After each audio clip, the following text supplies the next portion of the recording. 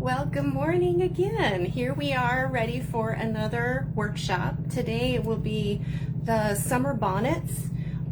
These look like this kind of a little bonnet, which can be made with some sheer lace, and hard to see with all of the embellishments that have been added to this one. And it has a late 1860s style to it where the scarf comes down and comes up under the chin like this, kind of behind the hair and under the chin. And then there are ribbons that tie at the back under the chignon usually. And I'll talk a little bit about the style of those hats as well and why they changed in shape. So here is the same hat but done with different fabrics. This is done with a cotton sateen that was the same as the corselet dress in Antique Doll Collector recently. And it's been embellished with some different things like feathers and a little scrap snippet that I had left from that fabric. You know, I had so little of the pink and white fabric that after making the skirt and a few mistakes, this is the scrap that I had left. It was about 1 inch by 2 inches, and I thought, I gotta use that somewhere. I hate throwing away fabric. So I'll be showing details about how to make that today. Before we get started, let me share a few announcements and things about the shop and things that we have coming up as well. Some of you were able to attend our first sewing club this week, and we did that online. We did that with Zoom. It was just 40 minutes on the free account, and it did cut us off pretty quick.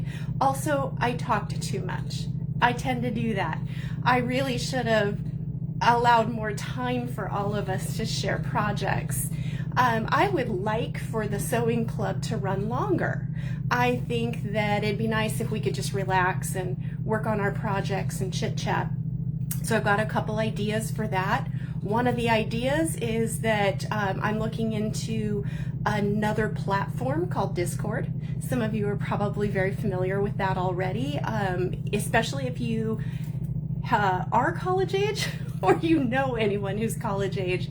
A lot of groups will use that now instead of Zoom. And I also am looking into a Zoom account that is paid, which means that we could just run for as long as we'd like to. And I have had some friends who've suggested their accounts to share. So we'll see how that goes, and I'll keep you posted. I think that we will begin meeting regularly after convention, which is coming up. UFDC convention is coming up at the end of this month. So this will probably be the last workshop that we do for the month, and then I'll take a break, head off to convention, teach some great classes. Hope to see you there. And then we'll resume with some more projects and sewing club.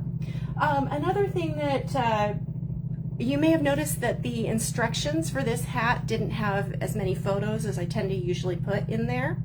They will be added to the Etsy version as well, but I figured we might be okay with just written instructions considering we're going to have this video to look at. So I think that might work just fine. Couple new things on the shop. I added, so this is the ribbon vine that is used on the white lace version of the hat, but I found that I could also get a gold and a silver.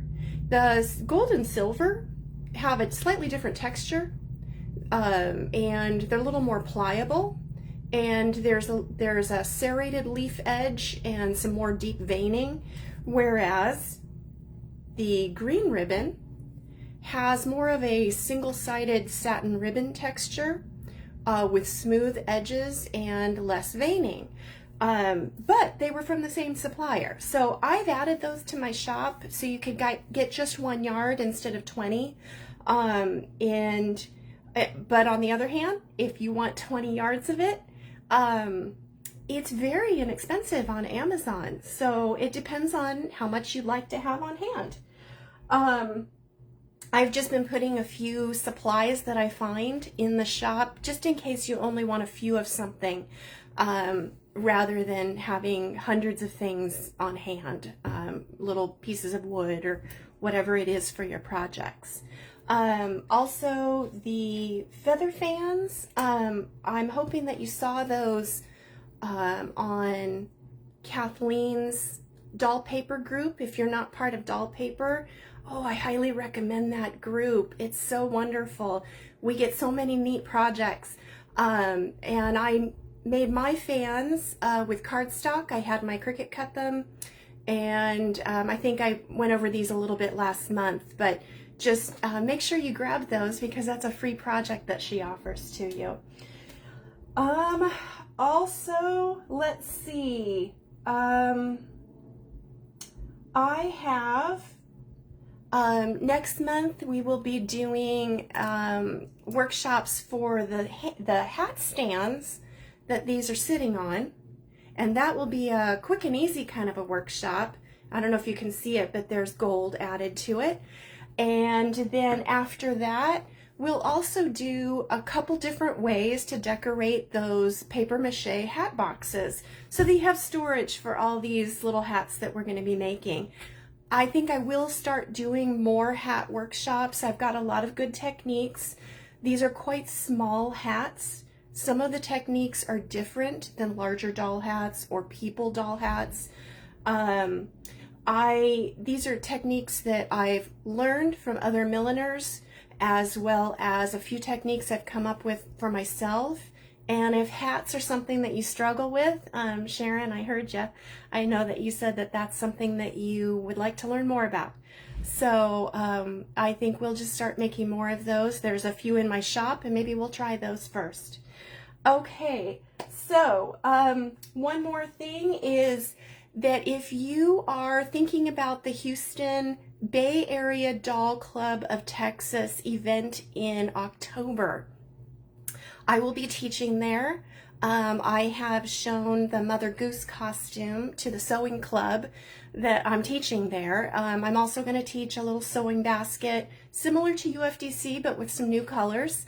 We've got a really beautiful teal and old rose color sewing basket for that one. And our special luncheon includes a Ruby Red Fashion Friends exclusive edition where there's only making 50. Well, Becca has decided that you could also purchase that doll as an absentee. So if you go to the website, you can pay for the luncheon, but you can send Becca a message and say that you're an absentee and she'll help you arrange for shipping.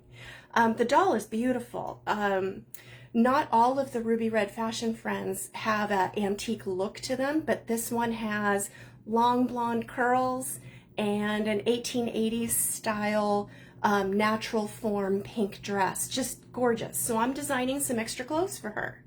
And if you sign up or purchase the doll, although I'd love to see you there, I think if you're a maker, this is the event for you, and these people are so much fun. These are the greatest people to spend a couple days with.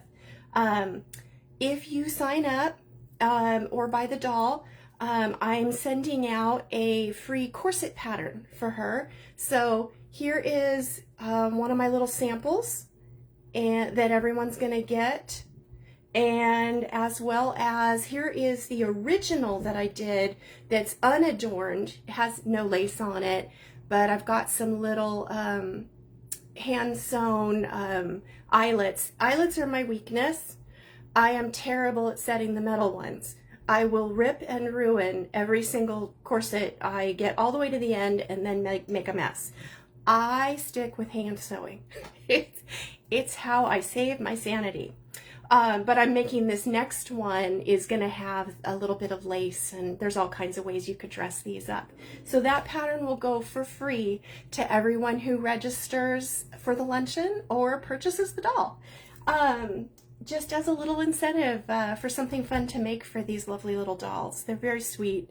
They have nice easy to sew for slender, posable bodies. Just a lot of fun. All right, let's get started on this workshop. Now, I'm gonna move my camera, flip it around and angle it over my hands. Bear with me. Today, the phone, when I did experiments, the phone was falling all over the place. Okay, so here we go. Cross your fingers because I am really hoping this is gonna work. All right, let's flip the camera and get going. Okay, and gonna move this all right, over my hands. Let's see, there's my hands. Okay, and it's not falling. Wonderful. Okay, so let's get started on our hat. Okay, I would like to show you first of all, we'll go in steps for this, and it starts with making the fabric for the hats. And we're going to use a glue and water mixture. I like these little Dollar Tree tubs of glue, or sorry, condiment cups kind of a thing. And it looks like this. They have little clear lids. The Dollar Tree, which is no longer a dollar, I think I get about 10 or 12 of these in a pack at a time. My husband and I use these all the time for our crafts. So you'll want to mix half glue, half water. The mixture is great because it stiffens all kinds of fabrics and is bug resistant. I've looked up a lot of the older recipes and they were things like sugar water and flour and water. They're marvelous for stiffening. They are terrible for bugs. That is gross. I don't want sugar water on something in a cabinet with dolls wearing delicate fabrics. So it says on the instructions to do PVA glue. And you may be wondering what that is. Well, Elmer's school glue is PVA glue. It is a water-based glue mixture. And it's just, here is one that is a absolutely kind of no-name brand from Amazon that my husband likes to use this because he can get it in bulk. He mixes this with paint and water and the glue, and he's able to make a strengthening color wash on a lot of his miniatures that he does for games. He makes structures like little houses or terrain for his games. So I just used this. You can use tacky glue. Elmer's is already so watery that I would hesitate to recommend it because it's not my favorite. Aileen's tacky glue, this kind, bookbinder's glue, which is what I linked in the instructions. And of course, my favorite is this Nuvo glue, which I've shown before. It's a little costly, but you're only using about a tablespoon of glue and a tablespoon of water. I mixed this up yesterday and made a sample. And I see that Bob told us that it is polyvinyl acetate is what PVA stands for. Thank you, Bob. I couldn't remember the words. Boy, do I appreciate that. All right, and you'll need kind of an old scruffy paintbrush is fine. This is a kind of a terrible cheapy craft paintbrush. And my little cup. You want to take your fabric. This is the white lace that I used on the white lace bonnet. One side has some cording to it. The other side is nice and flat.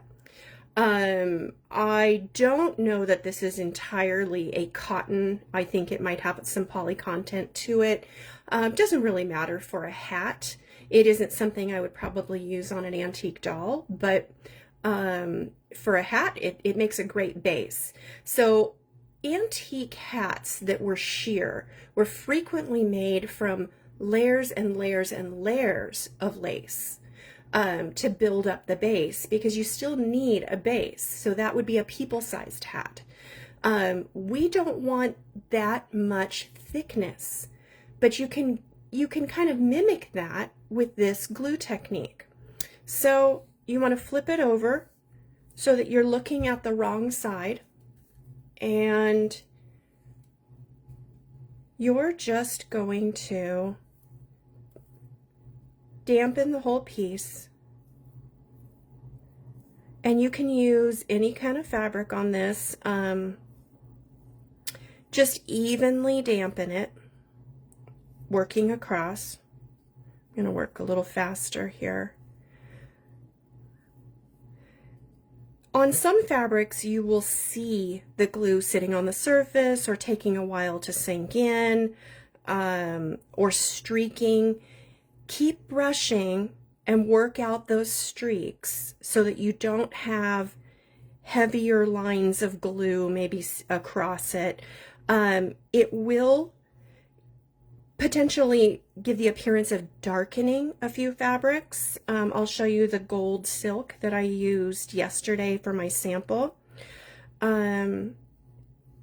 Okay, and when you have about like that, I'm just going to let that sit for a second while I show you these hat forms. The hat forms are made from half a styrofoam ball, which you wrap with foil just on the bottom. It doesn't matter what it really looks like on the bottom. As smooth as you can get it on the top is good, but it'll work itself out. And on the bottom there, you can see I just kind of flattened it out as best I could. And you can push on a surface. Let me see if I can move this here where you can still see it. You can flatten it a little. Then the idea is, as you can see from the side here, I have flattened this. I didn't want the full dome shape. I wanted more like a flattened disc. This is quite similar to the shape on the glass electrical, the phone caps that you see, those antique phone wire or electrical wire caps that you can buy on eBay. I wanted something that you didn't have to buy an antique item or have stock of a lot of stuff. This is very inexpensive, easy to store, very lightweight, and reusable. But it's the same sort of shape as those electrical caps. And I flipped it over, and you just work it down to flatten it. It ends up, mine is about 3/4 of an inch high, versus what it looked like before, so that you could see the side view there. And that will be the form that I'm stretching this over. So I'll take this to the other side and lay it over, center it on there, and just begin stretching and wrapping around the shape.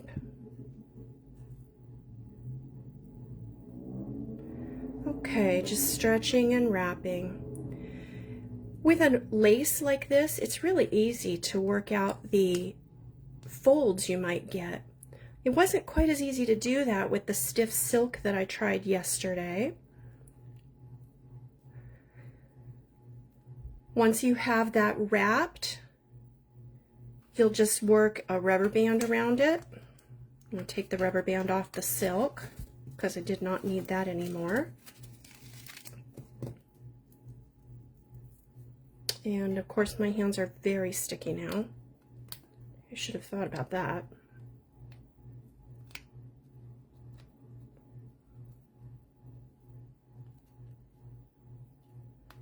Okay, now I'll work that rubber band down a little bit and off apparently. Okay, well, I cannot get that to stay. Okay. And you'll just leave that to dry. I would give it several hours or half a day. I left mine overnight. You can cap the glue mixture. It used, as you can see, almost nothing to do that. And Clean my hands off a little bit here. Okay. I like to work on wax paper. It's easy to just tear another sheet or fold it up and throw it away.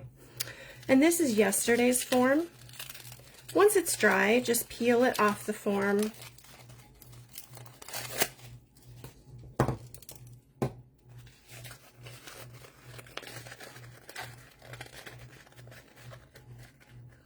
And you have a nice stiffened shape.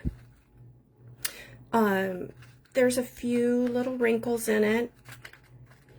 Once you could iron those out once you cut it down. At this point,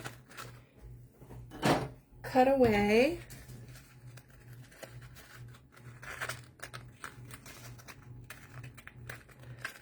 the fabric that was underneath, as that's very wrinkly and not really of any use to you down there. This is a really pretty silk that I got from Deb Evans at FrenchFashions.net. It is a silk Dupioni with very few slubs in it. It's a really nice quality.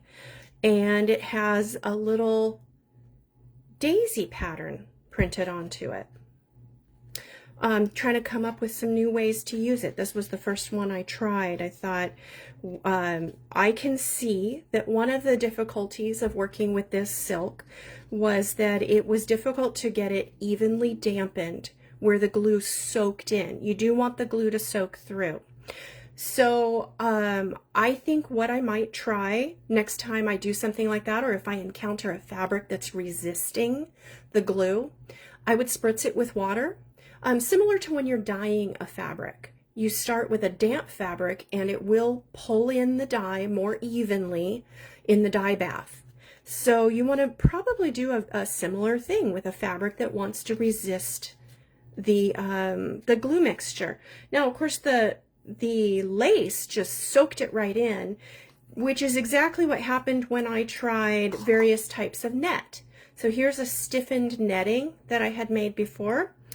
And to show you an example of the film that can end up on it, this is why we work from the wrong side. You pick a wrong side if it's something like net.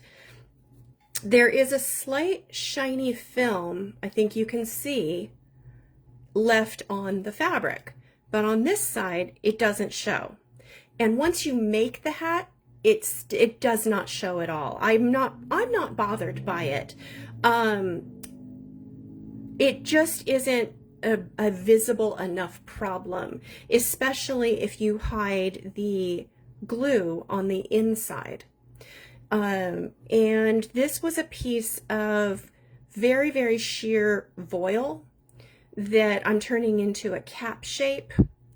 And again, there's a slight amount of the glue left on the inside that's a little shiny, but on the outside, nothing shows, and it's a nice matte finish. So, and I didn't have any trouble with the sateen either. Okay, so once you have this shape ready to go, the little cap, the flattened cap, you will need to make the wire circle frame for your hat. So you will need about a 6-inch piece of 22 gauge wire. I like the fineness of this wire.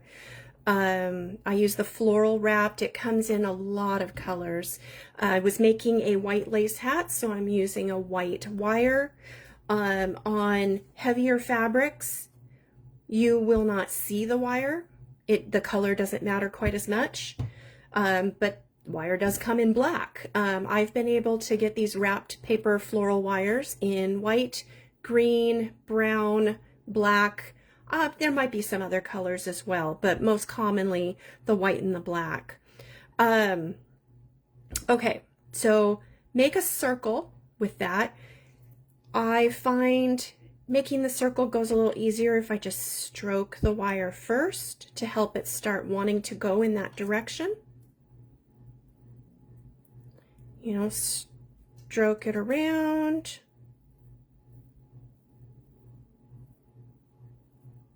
And then you would bring the edges together like so. You'll want to have an overlap, which you can see here, about a joint about 1/2 inch. You're wanting to make a circle that is about 1 3/4 inch across. Let's see. And then glue the wires together and clamp them to hold for a while. Then and once that is holding, I take another bit of glue with the needle point tip on my glue, run it across the join, and lay a piece of thread on that to make the tail. Then you just wrap around. Just wrap some thread over and over the join. And it's sitting in glue, so it's going to hold. Okay, and when it's joined, you just cut the excess thread and you have your circle. A hat this small, even this small, still needs the structure of a little bit of wire. It's tempting to not use wire on the edges of these hats or in the interior structures, and we certainly don't need framing structures that are quite as intense as larger doll hats or people hats. But you're still going to need this for shaping, because in the long run, this hat is not meant to be a circle. It's going to be an oval, and that shape is going to not really want to hold unless you've got a wire in there. Once you have your wire circle, you lay it inside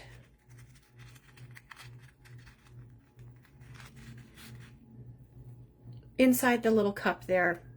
Mark around where that's going to be, and then trim the cap to shape to fit that. Once it's cut to the correct size and the correct height, leaving a little lip. Okay, so then oh no, sorry. Okay, back up. Mark it, but don't cut it. Sorry about that. Okay, so mark, do not cut.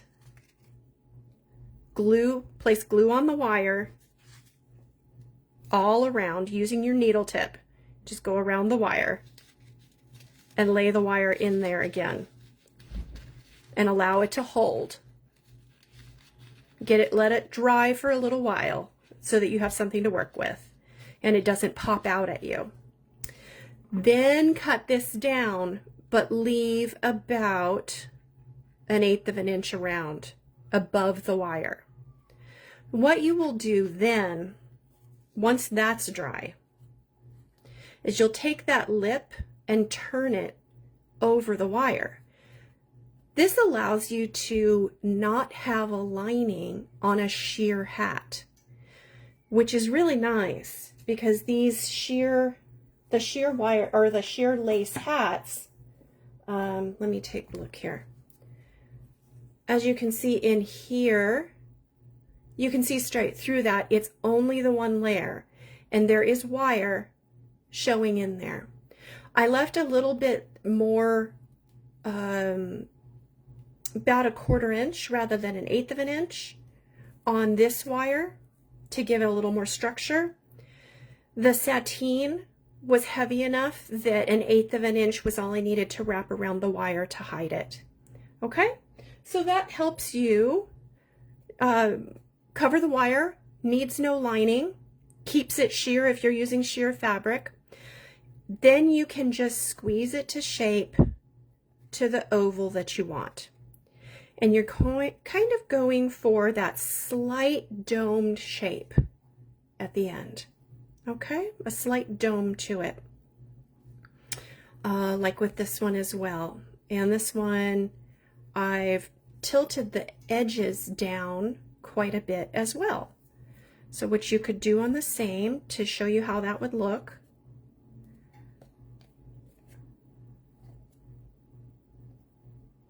There you go. You can shape this however looks suitable on your lady. At this point, I would actually try it on her, see what you think of the size. So these are meant to be a little small, and in fact could even be smaller, and still be fashionable for the time.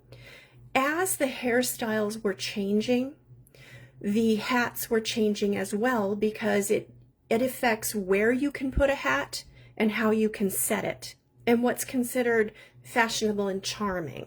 So hairstyles in the late 1860s, a low, heavy chignon style was popular.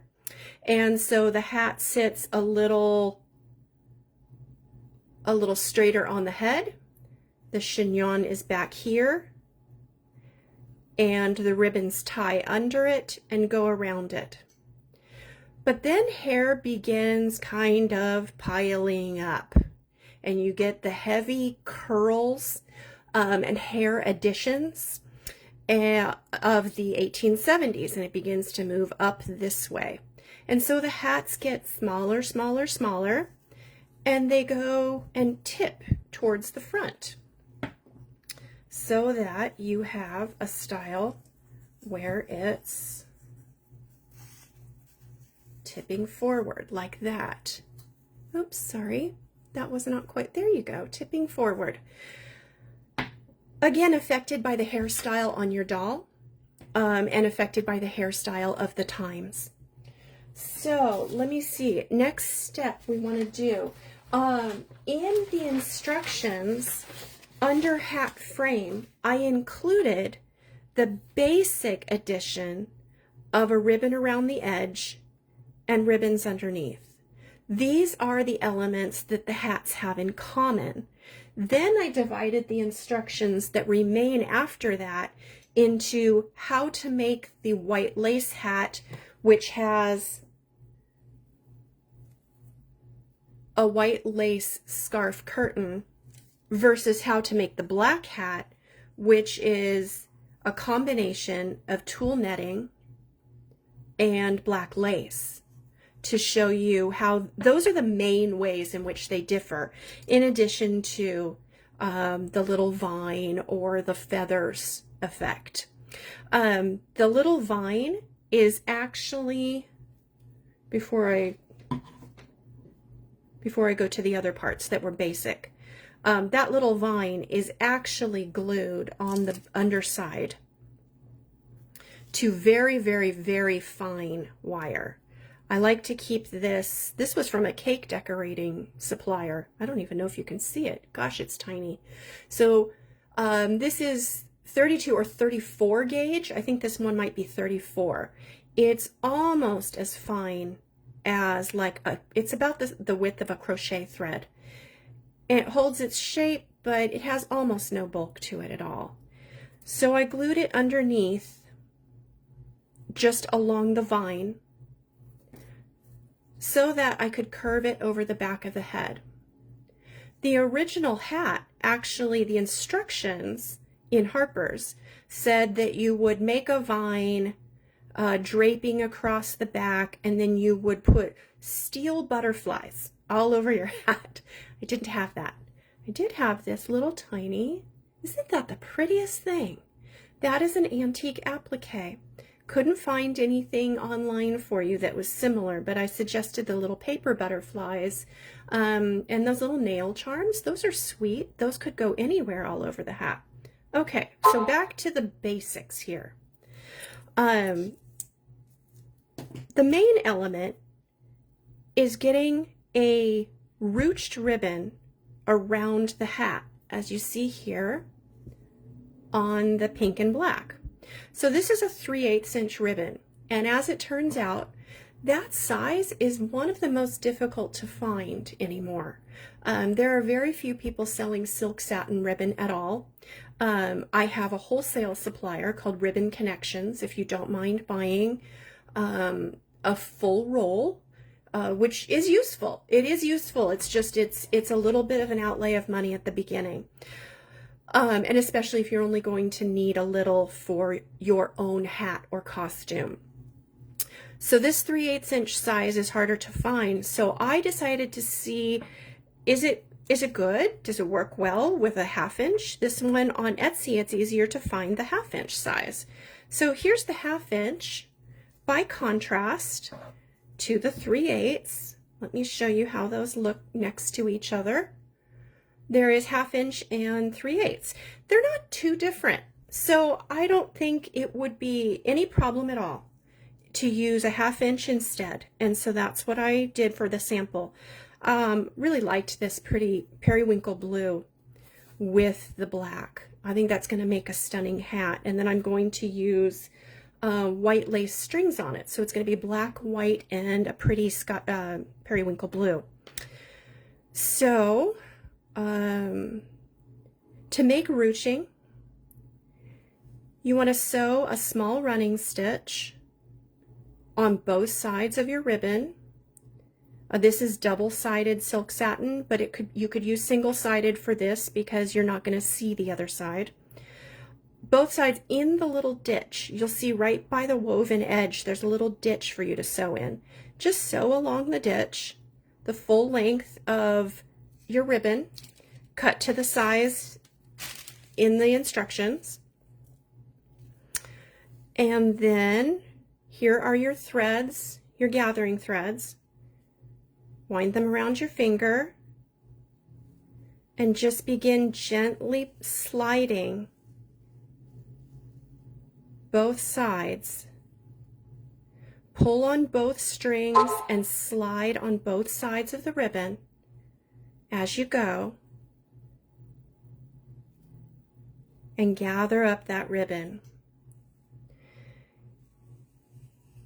This part is not at all difficult. It's just a little particular. You want to make sure that you're sliding evenly.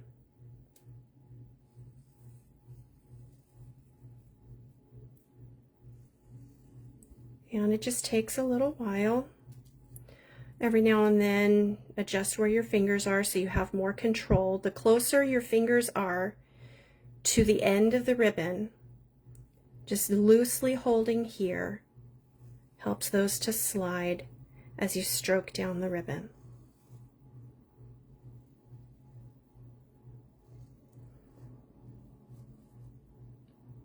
The slower and more gently you work at the beginning at this stage, the less adjusting you have to do later. Okay, so what I would do at this point, once I have it to 6 inches is the length you're going for, just kind of work against a ribbon here, or I'm sorry, work against a ruler. So once you have about 6 inches like that, anchor these threads. Then take this over to your ironing board and use a heavy pin. I keep one in my pin cushion, like a heavy corsage pin, and use it to stroke the gathers so that they're a little more even. If you have any large puffed areas, you kind of squish them down with your fingers, and then you can use smaller pins to hold it in place on your board by tucking pins into the board at an angle like that. Now, if you're working on, I'm assuming that your ironing board has a pad of some sort. This is just the wax paper that I'm working on. But my ironing pad is one of those thick wool felt pads. And so I just stick the pins in at an angle once everything is as even as I'd like it to be. I strive for a little irregularity. I think it looks more natural to my eye, more artistic. And then I do steam over those gathers to slightly crush them. I think it helps with the appearance of age, as well as these things were done by hand in the past. And so I want it to look as though it's not too perfect. Nothing that's natural is perfect. There's always these interesting irregularities. So I go for that.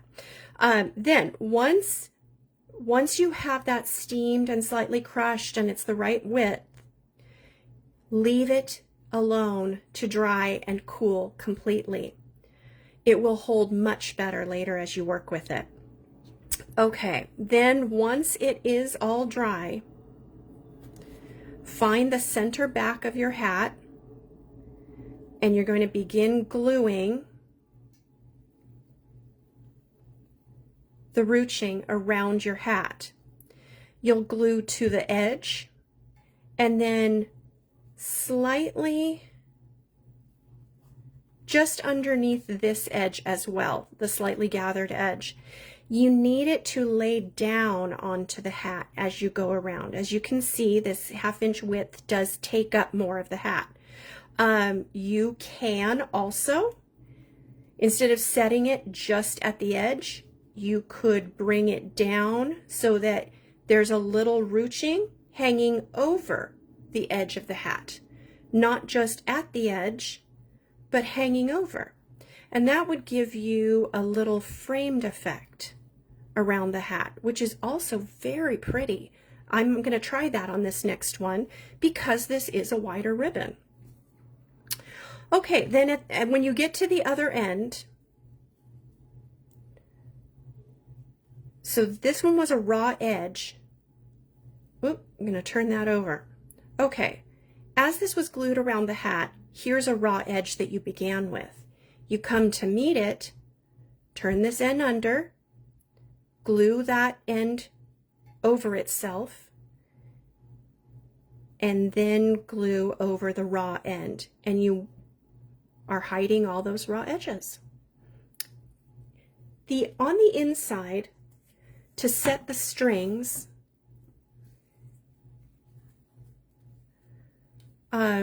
3/8 inch ribbon or 1/4 inch work nicely for strings. You cut them to length, you glue the end under on itself, and you set them at an angle facing towards the back, about 3/4 inch to an inch from the center back. They angle backwards because they would be tied under the lady's chignon at the back into a little bow. Okay, so the last thing I kind of want to show you on here today would be what I'm talking about with those lace strings. The instructions without pictures might be a little confusing. So first let me show you what they look like when finished. I didn't have a good width that I could find of galloon lace. Galloon lace is when you have both edges are finished. It was much easier for me to find normal edging lace, which has a plain edge and a pretty finished edge. But you can easily double that, and people who do heirloom sewing know that you can put lace edge to edge and create a new fancy band. Also, the lace will gather on most of these cotton French laces that have a tiny nylon percentage, usually about 10%. There's usually a thread that you can pull up in the heading. They don't all have it. Some of the antique laces didn't have that, but it's a slightly heavier thread. You can put on your magnifiers, or in my case, I take my glasses off and look up real close. And you can put a pin in there, find the thread, and begin pulling, and it will nicely gather your lace. Okay, so antique sewing machines did not have a zigzag feature. That didn't appear on the home sewing machine until I think the 1960s. Before that, it was purely a commercial feature. And I know that modern heirloom sewing asks you to sew your laces together with a pretty zigzag. It works wonderfully. It just wasn't something people could do at the time. So I just straight stitch them together. I just lay them edge over edge and straight stitch them together. It holds just fine for the fact that there is no stress put on this at all. And then the ends are curved and gathered. So how do I achieve that? Okay. In the instructions, you'll see that you cut a yard of Val lace, Valenciennes lace, or any of these 1-inch wide laces that you like. You cut that yard in half and lay them right sides together, and you will sew across each short end. So I do a tiny running stitch about 1/8 of an inch in, and then I overcast that a few times to hold it together, and then press. Okay, that will look like this. Then, because these are cut edges and I'm pulling such a small amount, I decided to gather with a thread or with a stitch rather than pull threads for this. So 1 inch from this center spot, where the seam that you created, 1 inch on each side, sew a small gathering thread, and then pull it up. Anchor your thread,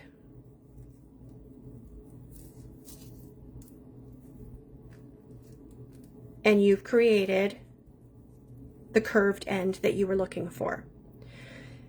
Pin this to your board, steam it, and let it dry, and do that for both short ends.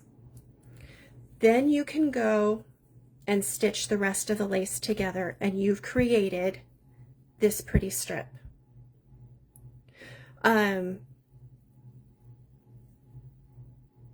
Okay. This strip is actually then cut in half at the center.